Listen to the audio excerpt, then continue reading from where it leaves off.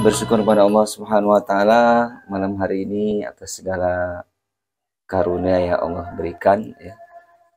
Bisa membersamai teman-teman semuanya di acara pada malam hari ini, saling sharing ya jennya.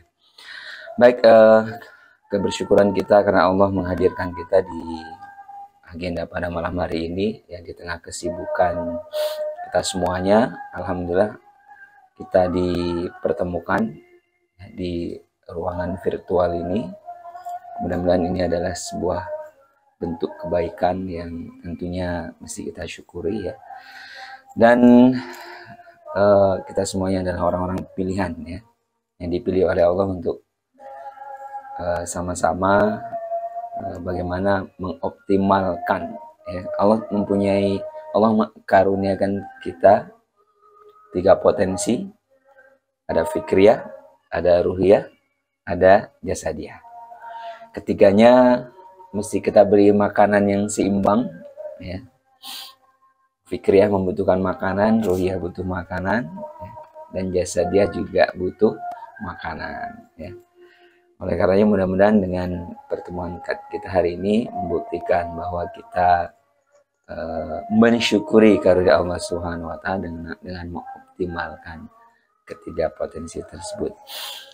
Baik teman-teman semuanya yang dirahmati Allah Subhanahu wa taala ya, judul materi kita adalah Leading with Emotional Intelligence ya.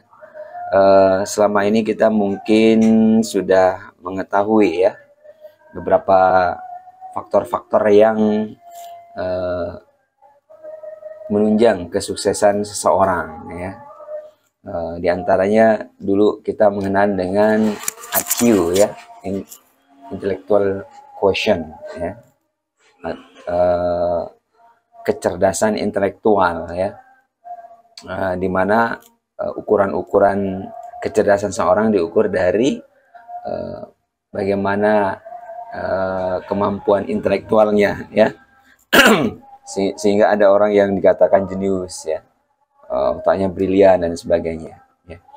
Namun kemudian ternyata muncul penemuan baru ya, beberapa tokoh ya, diantaranya ya pakar kecerdasan emosional ada Daniel Goleman ya, yang menemukan bahwa faktor kesuksesan seseorang itu tidak hanya intelektual ya, dan bahkan hari ini faktor penentu kesuksesan seseorang itu adalah intelektual itu hanya menyumbang sekitar 20% saja, selebihnya adalah faktor-faktor yang lain seperti attitude ya, kemudian juga ya dukungan dari orang-orang yang mendukung kesuksesannya. Baik teman-teman semuanya ya, jadi pada pertemuan kali ini kita fokus kepada bagaimana kita membangun kepemimpinan berdasarkan kecerdasan emosional ya. Baik, sebelumnya ya perkenalkan ya, tadi sudah diperkenalkan sama moderator kita ya. Ya, ini ada channel yang bisa kita berinteraksi ya. Ada Facebook, ini Hartono, kemudian Instagram ya, Hartono77 _. Ya, silakan teman-teman bisa follow ya. Nanti di follow back ya. Baik, kemudian juga saya punya channel yang teman-teman yang mungkin punya aktivitas mengajar ya, kemudian mengelola pelatihan atau apapun ya, pengembangan diri ya, silakan dikunjungi channelnya, channel Guru Kreatif ya. Di sana ada materi-materi tentang kependidikan, ada ice breaking, ada pengembangan diri dan lain sebagainya ya.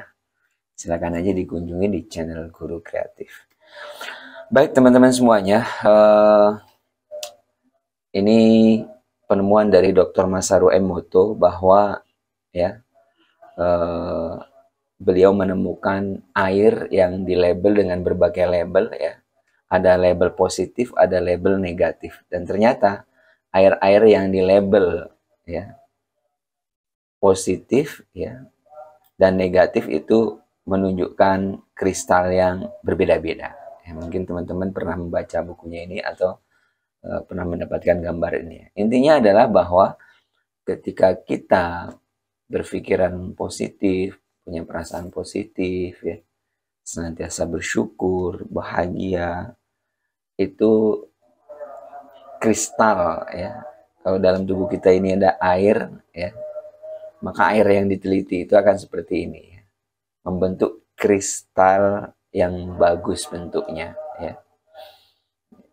Kemudian apa? Kalau air itu dilabel dengan yang negatif ya, seperti ini, you make me sick misalnya.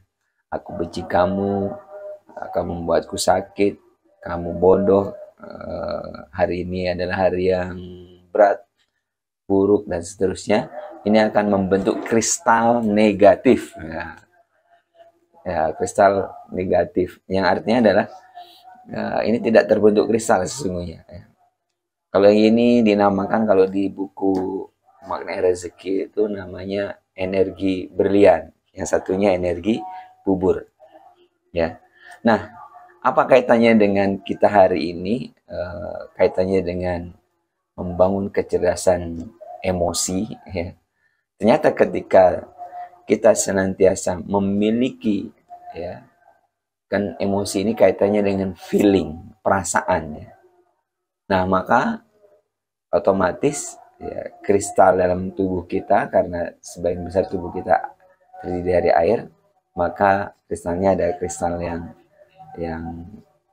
terbentuk yang bagus ya. Nah ini, mudah-mudahan ini memberikan motivasi bagi kita adanya penemuan Dr. Masaru Emoto tentang air ya. Baik teman-teman semuanya, next ya.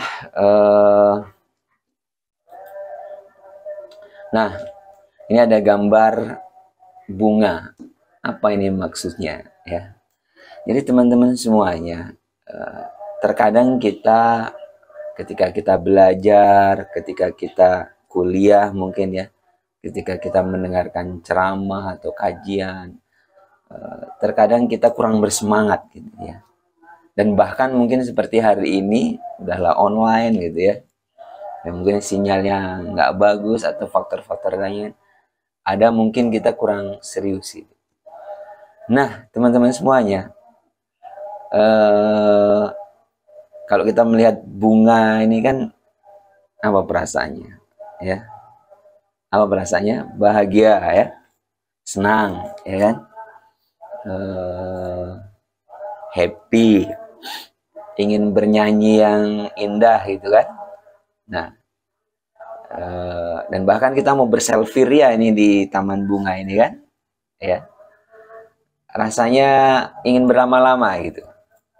Nah, teman-teman semuanya, menuntut ilmu ya, mengkaji ilmu itu kita seolah-olah adalah berada di taman bunga dan tidak tanggung-tanggung ya, taman-taman surga gitu ya. Kita seperti berada di taman-taman surga ya. Ini kalau kita belajar tentang ilmu ya, yarfa'illahu alladhina amanu minkum waladhina utul ilma darajah. Berarti apa? Kita sesungguhnya ingin memuliakan, mengagungkan ilmu dan tentu saja karena ya ada interaksi kita, mungkin ada guru, ada murid, ada pementor, ada yang dimentorin gitu ya. Maka interaksi ini adalah interaksi seperti di taman-taman bunga, kita mengagungkan asma Allah Subhanahu wa Ta'ala. Mudah-mudahan kita termotivasi ya. Baik teman-teman semuanya ya. Ini gambaran ya. Jika HP kita lowbat ya, baterainya itu lowbat, maka kita akan buru-buru mengecas HP kita karena butuh HP tersebut. Maka begitu juga dengan ruhiyah kita butuh pengecasnya. Nah, apa itu pengecasnya? Ya, ketika kita ngaji ya, membaca Al-Quran, kita saum atau puasa, kemudian sholat qiyamul lail, tahajud ya, kita kembali ke terminal ruhiyah, maka ya ini akan menaikkan apa, keimanan kita kepada Allah Subhanahu wa taala ya. Iman kita jadi penuh. Nah, ini ada kaitannya dengan bagaimana kemampuan kita sebenarnya nanti mengolah emosi kita ya. Karena ini ada kaitannya dengan emosi ya, dan kaitannya dengan emosi. Baik, teman-teman semuanya yang dirahmati Allah Subhanahu wa taala ya. Halangan dan rintangan dan berbagai kesulitan yang hadir di hadapan kita sejatinya adalah cara Allah untuk menghadirkan kebahagiaan. Jadi tetap ini ya, tetap bahagia, tetap happy ya, ketika menghadapi kesulitan ya, ketika menghadapi rintangan, ketika menghadapi mungkin sesuatu yang tidak mengenakan ya. Karena itu adalah cara Allah untuk menaikkan derajat kita, menaikkan kelas kita. Cara Allah untuk menjadikan kita itu lebih apa ya, mulia gitu. Maka layak kita untuk dikasih itu semuanya. Baik teman-teman semuanya, bahagia adalah pilihan. Nah, ini yang mesti kita catat nih. Jadi sebenarnya ya, kita itu tidak bisa mengendalikan ya yang di luar ya. Apapun yang di luar itu sebenarnya sangat dipengaruhi oleh apa yang ada di dalam diri kita. Nah, termasuk teman-teman mungkin bete ya, apalagi bahagia, sedih ya, nyaman, tidak nyaman dan sebagainya, itu adalah bagaimana kemampuan kita mengendalikan emosi kita. Nah, dalam hal ini bisa kita artikan kecerdasan emosi ya. Jadi seseorang yang memiliki kemampuan emotional intelligence yang tinggi itu biasanya tidak salah pilih dalam mensikapi kondisi. Nah, karena pilihan ya, jadi jangan salah ini ya, salah pegang ya, mau yang senyum, mau yang datar, mau yang apa ya. Kita pilih yang tentu yang mendatangkan energi positif tadi ya. Baik teman-teman semuanya, berikutnya ya, apa itu emotional intelligence ya, atau ada yang menyebutkan juga emotional quotient ya. Kalau Ari Ginanjar di buku ISQ itu menyebutkan emotional quotient ya. Beliau punya apa, ada 3 hal yang menentukan kehidupan manusia itu. Ada EQ, IQ, ada EQ, dan ada SQ ya, ESQ ya.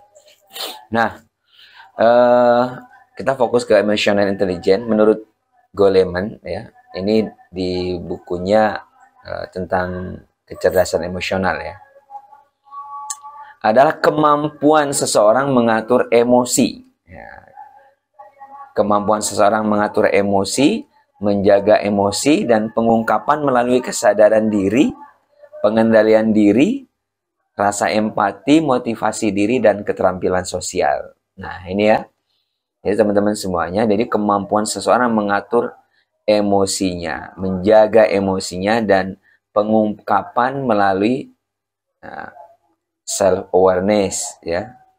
Kemudian pengungkapan melalui pengendalian diri, empati, motivasi diri, dan keterampilan sosial. Nah, ada pendapat lainnya menurut Robert K. Cooper PhD, kecerdasan emosi adalah kemampuan merasakan, memahami, dan secara efektif menerapkan daya kepekaan emosi sebagai sumber energi, informasi, ya, kemampuan membangun hubungan, dan pengaruh. Ya. Nah ini ya, intinya adalah sebenarnya semuanya adalah wilayah rasa, gitu ya. Jadi emotional intelligence itu adalah kemampuan untuk memahami dan mengelola emosi. Ya. Jadi ketika kita mampu mengelola emosi, ya, dengan kesadaran diri, pengetahuan diri, motivasi, empati, dan keterampilan sosial. Ya. Ini dinamakan adalah kemampuan kecerdasan emosional intelijen. Ya, untuk apa? Di antaranya apa? Manfaatnya ini bisa menghilangkan stres, ya, mampu berkomunikasi secara efektif, mampu berempati dengan orang lain, ya, kemudian mampu mengatasi segala tantangan-tantangan yang ada, baik tantangan di dalam dirinya maupun di sekitar lingkungan dia bekerja atau dia berada, begitu ya. Nah, teman-teman semuanya, mengapa emotional intelligence itu begitu penting ya? Banyak orang secara akademik sangat brilian, namun ya, orang cerdas secara akademis, secara sosial tidak kompeten. Ya. Hal itu disebabkan ketidakmampuan dalam mengelola kestabilan mental dan emosional intelijen. Jadi belum tentu ya seorang yang secara, ya katakanlah mungkin kalau sekolah ranking 1 terus gitu ya, kalau kuliah jarang yang tidak mendapatkan nilai A, mungkin IPK-nya bisa 4, gitu ya. Tapi kemudian teman-teman semuanya, ternyata pintar saja tidak cukup, ya, cerdas secara intelektualnya tidak cukup. Kenapa? Dia akan hidup di tengah masyarakat, bergaul dengan orang lain, ya. Sehingga apa? Banyak orang secara intelektual itu, ya dia hanya mengandalkan kecerdasan emosional, yang bahkan dalam kehidupan organisasi, di ruang-ruang bekerja gitu. Seringnya orang-orang yang punya kecerdasan intelektual ini diatur oleh orang-orang punya kecerdasan emosional gitu ya. Dia cenderung jadi pekerja gitu yang intelektualnya tinggi gitu ya. Ya misalnya dia karena cerdas di kimia, dia jadi analisis kimia aja. Cerdas di akuntan, dia bagian akuntansi aja gitu. Tapi kalau orang punya kecerdasan emosional, dia bisa memanage orang-orang yang pinter nih. Nah, ini. Dan ini terbukti ya. Terbukti banyak orang yang mungkin secara akademik tidak tinggi, namun karena kemampuan yang lainnya, emosionalnya, attitude-nya dan sebagainya sangat bagus, maka dia menjadi pemimpin di sebuah perusahaan gitu ya. Jadi ini penting nih ya. Ya, ini tapi bukan berarti kita tidak, iya, secara intelektual kita tidak asah, tidak seperti itu ya. Seseorang dengan emosional intelijen tinggi lebih mampu bekerja dalam tim, menyesuaikan diri dengan perubahan dan lebih fleksibel. Nah, ini ya. Jadi tidak gampang stres gitu ya. Mengapa emotional intelligence begitu penting? Nah ini ya tambahannya lagi. Ya, seorang dengan emotional intelligence tinggi lebih mampu bekerja dalam tim, menyesuaikan diri dengan perubahan dan fleksibel. Ini dikuatkan lagi ya. Ya, baik teman-teman semuanya. Nah, di antara manfaatnya dalam sebuah organisasi manajemen, ya, apakah mungkin kita jadi leadernya, kita jadi supervisornya, ini dalam sebuah kepemimpinan organisasi ya. Di antaranya apa? Ada berapa nih? 1, 2, 3, 4, 5, 6, 7 ya. Ada 7 manfaatnya. Di antaranya orang punya emotional intelligence itu mampu membangun trust, kepercayaan ya. Dia percaya dengan apa yang dilakukan oleh rekan kerjanya, bawahannya, kalau dia atasannya gitu ya. Kemudian apa? Decision making. Jadi kemampuan memutuskan sesuatu itu sangat-sangat mudah gitu ya. Bukan berarti dia otoriter, tidak. Karena apa? Orang yang punya kemampuan emotional intelligence bagus ya, dia mampu mengakomodir orang-orang di sekitarnya dan sehingga apa? Keputusan itu cepat diambil. Kemudian apa? Membangun empati. Jadi rasa kepedulian dengan orang lain muncul ya. Kemudian apa? Mampu mengelola stres ya. Stres dengan ketegangan. Stres itu konflik-konflik yang terjadi baik dalam internal maupun eksternal seseorang ya. Nah, dia mampu mengelola itu gitu ya. Kenapa? Membangun teamwork ya. Jadi teman-teman semuanya, ini yang mesti kita sadari ya. Jadi mungkin kita hebat secara pribadi ya, tapi belum tentu kita hebat ketika bergabung dalam sebuah kelompok gitu ya. Nah, ini akan kita akan diuji karena di kelompok itu ya, semua orang itu penting ya. Tidak ada yang lebih penting dari yang lain, tapi semua orang itu penting ya. Nah, ketika orang tidak mampu atau tidak memiliki emotional intelligence yang bagus, ya nggak bisa bekerja sama biasanya ya. Ada ego pribadi ya, dia idenya merasa paling hebat, orang nggak hebat gitu biasanya. Kemudian ya, kreativitasnya berkembang. Karena apa? Orang merasa ini, kalau dia berkreasi tidak dipatahkan gitu, dibangun, dihargai, sehingga ruang-ruang untuk berkreativitas itu muncul. Nah, kemudian ada komunikasi ya. Biasanya orang emosional intelijen yang bagus itu rawan konflik ya, kata-katanya itu tidak menusuk perasaan ya, kata-katanya menyenangkan, ada keramahan di sana, ada kenyamanan gitu ya, dan selalu dirindui kehadirannya ya. Hadirnya dirindui ya, hadirnya itu menyenangkan, ketidakhadirannya itu selalu dirindukan. Nah gitu, ini ciri pemimpin yang punya emotional intelligence, atau ciri sosok yang punya emotional intelligence yang bagus. Ini ya manfaatnya teman-teman semuanya. Nah, di Al-Quran surat An-Nahl ayat 70, ya, Al-Quran surat An-Nahl ayat 78 ya.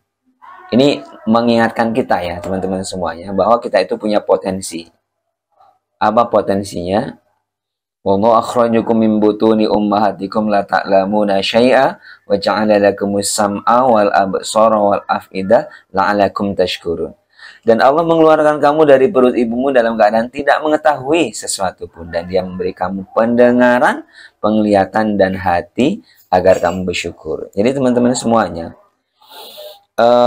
kita itu punya potensi yang itu harus dikembangkan gitu. Nah, jadi pintu masuk ilmu pengetahuan dan segala macam informasi itu masuk melalui 3 ini: pendengaran, penglihatan, dan hati. Nah, ini yang paling harus kita sadari ini. Nah, ketika kita menyadari ini ya, lewat mata, berarti apa?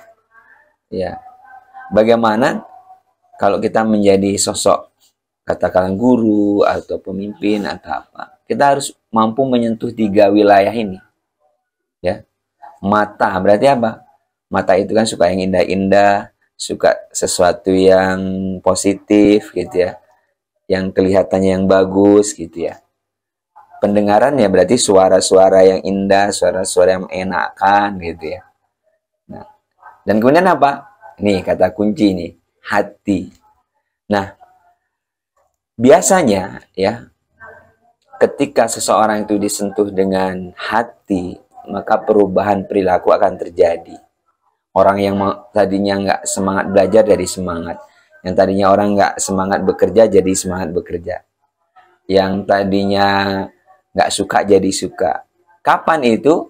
Ketika hatinya sudah disentuh.